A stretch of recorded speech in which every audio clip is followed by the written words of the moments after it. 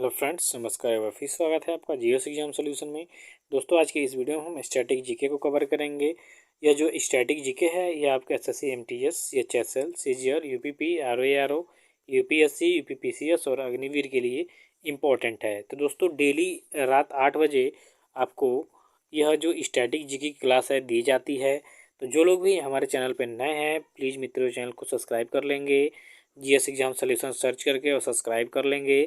और डेली 8 बजे रात को आप जुड़ सकते हैं हमारे इस चैनल से। स्टैटिक जीके के क्वेश्चनों का अगर जो आपको सीरीज चाहिए, तैयारी करना चाहते हैं ज़बरदस्त, क्योंकि पिछले कई एग्ज़ामों में हमारे इस चैनल से बहुत सारे जीएस के क्वेश्चन फंसे हुए हैं एग्ज़ाम में। ठीक है, तो स्टैटिक जीके के वीडियो को देखना चाहते हैं तो डेली 8 बजे आप हमारे क्लास को ज्वाइन कर सकते हैं।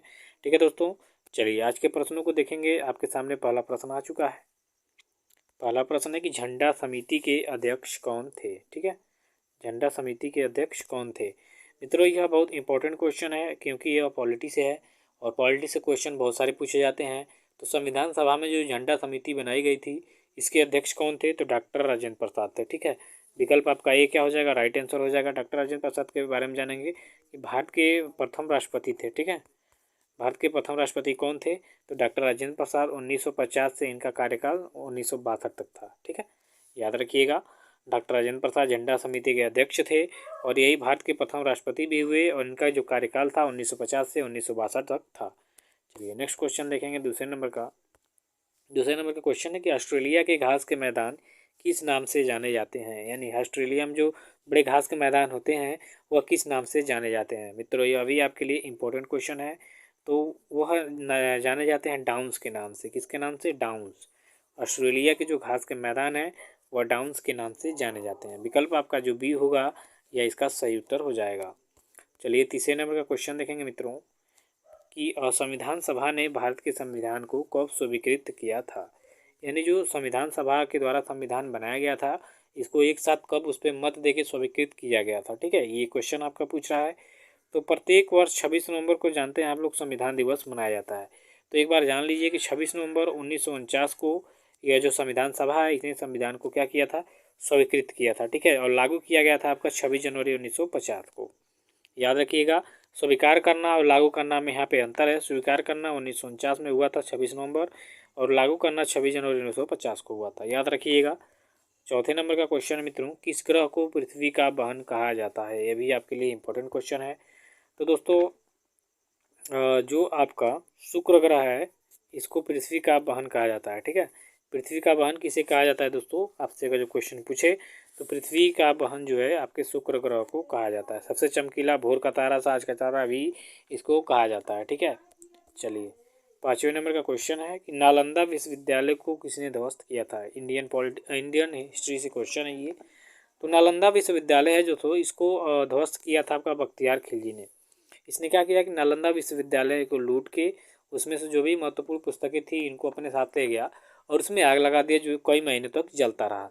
आज भी इसका निशान बना हुआ है। जब भी नालंदा विश्वविद्यालय को देखने जाएंगे तो सारी ईंटें जली हुई हैं, मतलब काला दिखता है। ठीक है, तो याद रखिएगा बख्तियार खिलजी। एक अलाउद्दीन खिलजी भी था, लेकिन अलाउद्दीन खिलजी से नहीं तात्पर्य है यहाँ पे नालंदा विश्वविद्यालय को ध्वस्त करने वाला जो था बख्तियार खिलजी, इसके बारे में जानेंगे। ठीक है, चलिए छठे नंबर का क्वेश्चन है आपका, संघ की जो कार्यपालिका शक्ति होती है किसमें निहित होती है। तो देखिए साफ साफ संविधान में लिखा गया है कि कार्य की जो संघ कार्यपालिका शक्ति होगी वो आपके राष्ट्रपति में निहित होगी। ठीक है, तो इसका जो राइट आंसर हो जाएगा राष्ट्रपति हो जाएगा कि जो संघ की कार्यपालिका शक्ति है वो आपके राष्ट्रपति में निहित होती है। तो विकल्प यहाँ आपका जो बी है ये सही उत्तर हो जाएगा।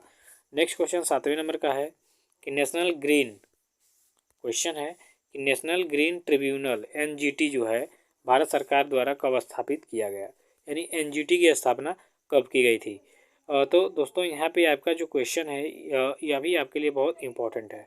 ठीक है, 2010 में क्या किया था कि एनजीटी जो नेशनल ग्रीन ट्रिब्यूनल है इसकी स्थापना की गई थी 2010 में। तो जो आपका विकल्प सी होगा इसका राइट आंसर हो जाएगा कि 2010 में एनजीटी की स्थापना हुई थी। अगला है राष्ट्रीय पिछड़ा आयोग की स्थापना कब की गई थी। ओबीसी आयोग जो है ओबीसी का मामला जो देखता है, यानी राष्ट्रीय पिछड़ा वर्ग आयोग जो है इसकी स्थापना कब की गई थी दोस्तों। तो जो इसकी स्थापना है 1993 में की गई थी। याद रखिएगा 1993 में, 1993 में। ठीक है, 1993 इसका क्या हो जाएगा, राइट आंसर हो जाएगा। चलिए नेक्स्ट क्वेश्चन देखेंगे 9वें नंबर का कि पेरियार जल विद्युत परियोजना किस राज्य में स्थित है। ये भी आपके लिए इम्पोर्टेंट क्वेश्चन है कि पेरियार जल विद्युत जो परियोजना है यह किस राज्य में स्थित है। तो मित्रों ये आपके केरल राज्य में स्थित है। विकल्प आपका जो ये होगा ये राइट आंसर हो जाएगा कि पेरियार जल विद्युत परियोजना जो है केरल राज्य में स्थित है।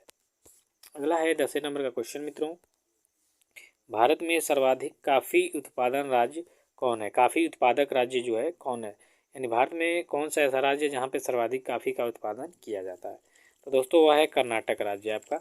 कर्नाटक में सर्वाधिक मात्रा में कॉफ़ी का उत्पादन किया जाता है। तो इस तरह से विकल्प जो आपका बी होगा ये इसका राइट आंसर होगा। ठीक है, चलिए अगला है 11 नंबर का क्वेश्चन कि महात्मा गांधी द्वारा सविनय अवज्ञा आंदोलन कब शुरू किया गया। ये देखिए इम्पोर्टेंट क्वेश्चन है आपका इंडियन मॉडर्न हिस्ट्री से कि महात्मा गांधी द्वारा सविनय अवज्ञा आंदोलन जो है इसका शुरुआत कब की गई थी। तो दोस्तों इसकी शुरुआत की गई थी आपका 1930 में। आपका जो विकल्प सी होगा इसका राइट आंसर होगा। ठीक है, चलिए 12 नंबर का क्वेश्चन है कि 13वें संविधान संशोधन का संबंध किससे है। अब देखिए अब संविधान महत्वपूर्ण जो संविधान संशोधन हुए हैं उनके बारे में भी एक वीडियो बनाई जाएगी। ठीक है, यहाँ देखिए कि 73वां जो संविधान संशोधन हुआ इसका संबंध आपका किससे था। तो इसका जो संबंध आपका था यह था पंचायती राज से। किससे था दोस्तों, पंचायती राज से। ठीक है, पंचायती राज से संबंधित जो संविधान संशोधन है वह 73वां है। ठीक है, 73। तो पंचायती राज से यह संबंध है। तो आपका जो विकल्प डी होगा ये सही उत्तर हो जाएगा। 13वें नंबर का क्वेश्चन है कि मेघालय के वर्तमान राज्यपाल कौन है। अभी हाल ही में दोस्तों भारत के राष्ट्रपति हैं, राष्ट्रपति द्रौपदी मुर्मू ने 13 नए राज्यपालों की नियुक्ति की थी। ठीक है, और कुछ लोगों का चेंज भी किए थे। तो फागू चौहान जैसा कि इससे पहले आपके बिहार के राज्यपाल थे, फिर जब इनको दोबारा नियुक्त किया गया तो इनको नियुक्त किया गया आपके मेघालय में। ठीक है, तो फागू चौहान इसका राइट आंसर हो जाएगा कि मेघालय जो के वर्तमान इस समय वर्तमान राज्यपाल कौन है, तो फागू चौहान। फागू चौहान इससे पहले कहाँ के राज्यपाल थे, तो ये आपके बिहार के राज्यपाल थे। ठीक है, चलिए 14वें नंबर का क्वेश्चन है कि बादाम का सबसे बड़ा उत्पादक देश कौन है। तो बादाम का देखिए बहुत इंपॉर्टेंट क्वेश्चन ये भी है। तो देखिए बादाम जो है अमेरिका में A1 क्वालिटी के उत्पादित किए जाते हैं, यानी बढ़िया बादाम आपका अमेरिका से ही आता है। तो अमेरिका का सबसे बड़ा उत्पादक देश कौन है, अमेरिका। बादाम का सबसे बड़ा उत्पादक देश कौन है दोस्तों, अमेरिका। जो विकल्प बी होगा इसका राइट आंसर होगा। 15 नंबर का क्वेश्चन है कि गुरु गोविंद सिंह द्वारा खालसा पंथ की स्थापना किस वर्ष की गई थी। दोस्तों खालसा पंथ आप लोग जानते होंगे, गुरु गोविंद सिंह को भी जानते होंगे। ठीक है, तो खालसा पंथ की जो स्थापना हुई थी वो आपका कब हुआ था, खालसा पंथ। ठीक है, तो यह था 1699 में। विकल्प सी होगा। खालसा पंथ की स्थापना किसने किया था दोस्तों, तो आपका जो गुरु गोविंद सिंह है इनके द्वारा खालसा पंथ की स्थापना जो है की गई थी। ठीक है,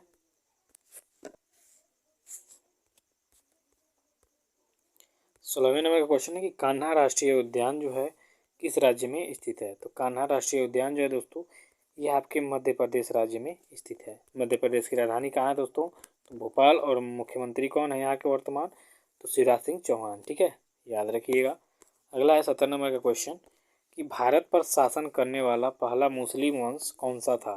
तो भारत पे शासन करने वाला पहला मुस्लिम जो वंश था वो था गुलाम वंश। ठीक है, गुलाम वंश का संस्थापक कौन था दोस्तों, तो कुतुबुद्दीन ऐबक था। ठीक है, इसने क्या किया था, गुलाम वंश की स्थापना की थी। किसका गुलाम था, तो मोहम्मद गौरी का गुलाम था। ठीक, तो गुलाम वंश की स्थापना किया था ये कौन, कुतुबुद्दीन ऐबक। और भारत में सबसे पहले गुलाम वंश जो था यही हावी हुआ।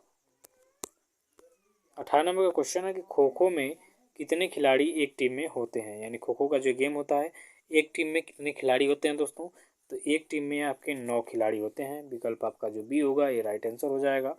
ठीक है, चलिए 19 नंबर का क्वेश्चन है कि लाइट ऑफ एशिया यानी एशिया का ज्योतिपुंज के नाम से किसे जाना जाता है। तो दोस्तों जो महात्मा गौतम बुद्ध हैं, गौतम बुद्ध को लाइट ऑफ एशिया के नाम से जाना जाता है। ठीक है, एशिया का प्रकाश पुंज। ठीक, तो जो विकल्प आपका सी होगा ये राइट आंसर होगा कि लाइट ऑफ एशिया जो है महात्मा बुद्ध को कहा जाता है। 20 नंबर का क्वेश्चन है कि महात्मा बुद्ध को ज्ञान की प्राप्ति कहाँ पे हुई थी। तो दोस्तों जो महात्मा बुद्ध हैं जो बौद्ध धर्म के संस्थापक, इनका जो ज्ञान मिला था इनको बोध गया में मिला था। तो जो बोध गया होगा, बोध गया, वो आपका राइट आंसर हो जाएगा। महात्मा बुद्ध को ज्ञान की प्राप्ति बोध गया में हुई थी। 21 नंबर का क्वेश्चन है कि भोजन का पाचन निम्न में से किस अंग से प्रारंभ होता है। तो सबसे पहले जब भोजन हम अपने मुख में डालते हैं तो मुख में कई सारे एंजाइम्स होते हैं, यहीं से भोजन का पाचन प्रारंभ हो जाता है। तो इसका फिर राइट आंसर आपका मुंह हो जाएगा, मुख या मुंह। ठीक है, यहीं से आपका क्या होता है, जो भोजन होता है इसका पाचन शुरू हो जाता है। 22 नंबर का क्वेश्चन है कि नौटंकी किस राज्य का लोक नृत्य है। तो दोस्तों जो नौटंकी है ये आपके उत्तर प्रदेश का लोक नृत्य है। तो जो विकल्प आपका बी होगा इसका क्या हो जाएगा, राइट आंसर हो जाएगा कि नौटंकी जो है यह आपके उत्तर प्रदेश का लोक नृत्य है। अगला है 23 नंबर का क्वेश्चन, जीव विज्ञान का पिता किसे कहा जाता है। तो दोस्तों जीव विज्ञान का जो पिता है वो अरस्तु को कहा जाता है। अरस्तु को ही जीव विज्ञान का पिता कहा जाता है। ठीक है, चलिए तो विकल्प आपका जो सी होगा सही उत्तर हो जाएगा। 24 नंबर का क्वेश्चन है मित्रों कि विश्व की सबसे गहरी झील कौन है।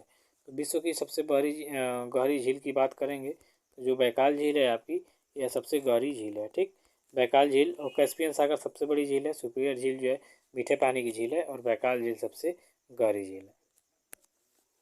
25 नंबर का क्वेश्चन है कि गाजर में कौन सा विटामिन पाया जाता है। तो दोस्तों विटामिन जो ए है ये आपके गाजर में पाया जाता है। तो विकल्प ए जो होगा इसका राइट आंसर हो जाएगा कि गाजर में जो है विटामिन ए पाया जाता है।